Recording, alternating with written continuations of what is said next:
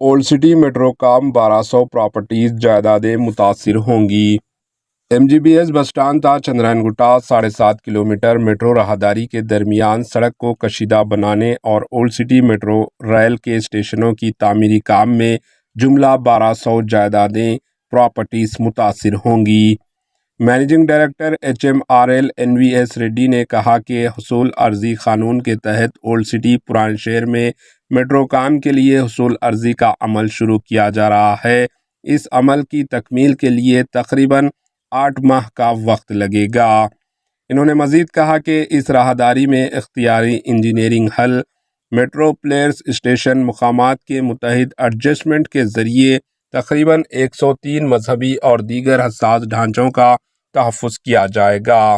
حصول عرضی قانون 2013 کے تحت 400 جائیدادوں کی عرضی حاصل کرنے کے لیے نوٹیفیکیشن جاری کر دیا گیا ہے۔ یہ نوٹیفیکیشن تیلگو، اردو اور انگلش اخبارات میں شائع کیا جا چکا ہے۔ NVS ریڈی نے اپنے بیان میں یہ بات بتائی۔ انہوں نے مزید کہا کہ GHMC کے ماسٹر پلان کے مطابق روڈ کو 100 فٹ تک چوڑا کیا جانا چاہیے اور اسی سڑک جہاں میٹرو اسٹیشن تعمیر کیے جائیں گے وہاں سڑک 120 فٹ چوڑی ہونی چاہیے۔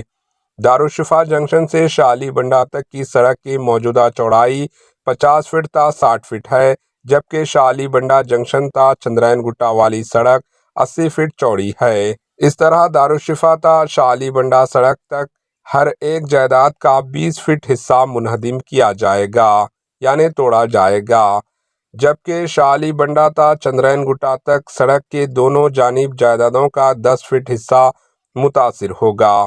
میٹرو اسٹیشن کے مقام پر اس سے زیادہ جائیدادوں کا حصہ متاثر ہوگا۔ روایتی سروے کے طریقے کے حصے کے طور پر متاثر ہونے والی جائیدادوں کا 3D ویوز کے ساتھ ڈرون سروے بھی کیا گیا ہے۔ NVS ریڈی نے یہ بات بتائی۔ Bureau report AHN news. AHN news کو لائک کریں، شیئر کریں اور سبسکرائب کرنا نہ بھولیں۔